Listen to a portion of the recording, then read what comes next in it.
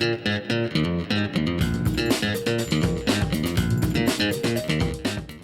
you go. You could say that for anything. You could say that for your own body and all the rest. But Anne-Marie, we didn't bring you back just for chit chat and Mexico stories. You did a bit of work for us as well. So we're starting out with the Reddit IPO. It's looking to go public this month, I think. It's targeted about a $6.5 billion valuation. It'll go under the ticker RDDT on the New York Stock Exchange. Be the first tech IPO of the year and the first social media IPO since 2019 when Pinterest went public.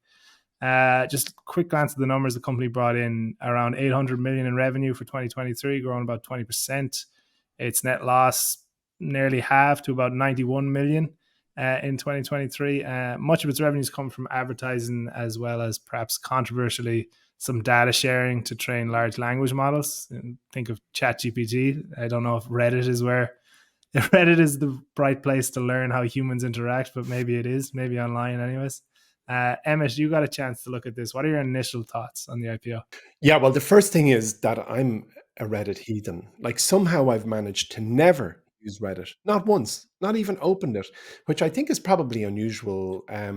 So I speak, as I often do, from the balcony of ignorance. However, unlike probably most Reddit users, I did read most of their S1 registration statement, which is the form that a business files with the Security and Exchange Commission before they list their business, and it was filed there on the 22nd of February. So I got to learn about the business as if I'd heard of it, but somehow it's just flying around to the left-hand side of my attention, a bit like Snapchat. I know that everybody's using it except me.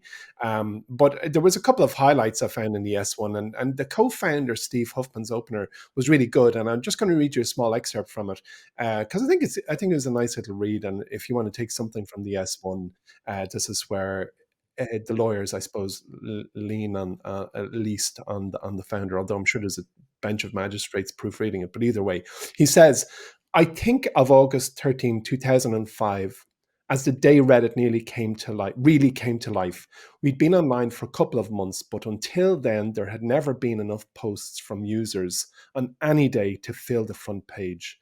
That morning, to my surprise, I opened Reddit to discover the homepage was overflowing with posts from real users for the first time. Reddit has been teeming with activity ever since. More than 76 million people on average visited it every day in December 23. We came to Reddit to participate in a vibrant community, a constantly evolving place where anyone, anywhere can connect with like-minded people and dive into any topic. The conversation ranges from the sublime to the ridiculous, the trivial to the existential, the comic to the serious. Whatever people are into or going through, it's on Reddit.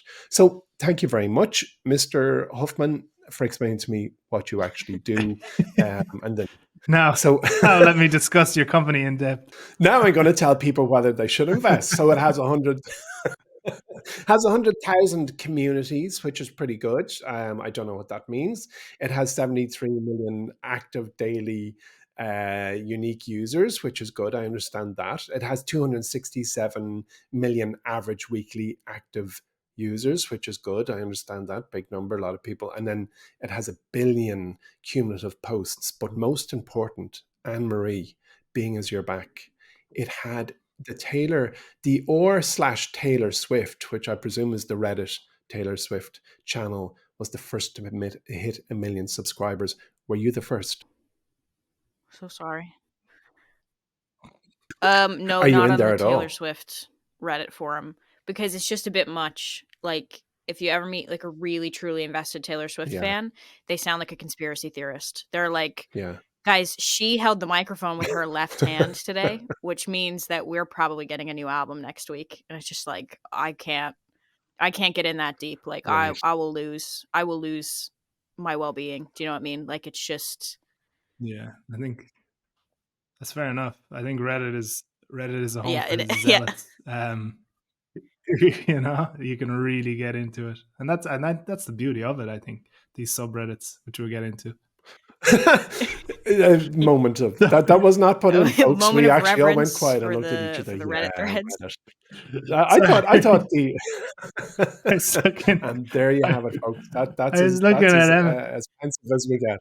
I was looking at him and I thought I didn't realize you were concluding on the Taylor Swift subreddit. No, I can keep going. I mean, I tell you what they say, so one of the things that was quite interesting, I suppose, is that a bit like Airbnb, they've offered their community an opportunity to invest in the company, which I think is quite a good thing. And what it says in the S1 is that, and they have a full page in this form, which says what Reddit going public means for our community. And they list off a whole pile of reasons that the business is going public, increasing financial support for the community program and creating more ownership opportunities, blah, blah, blah, blah, blah.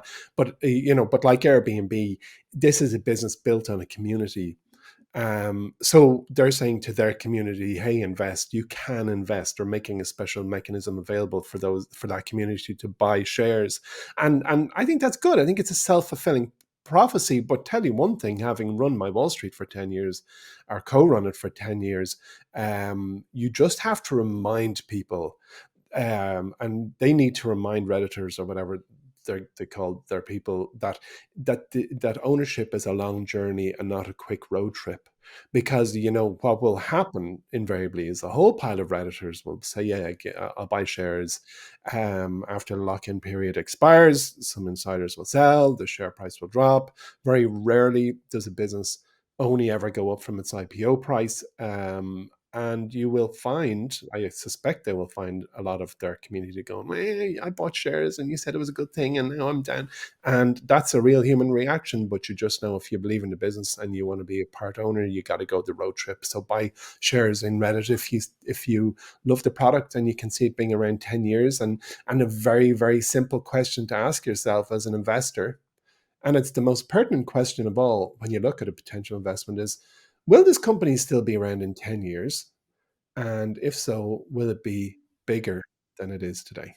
And that's about it. And if the answer is yes, well, then it should make a short list of contenders for your investing for your portfolio.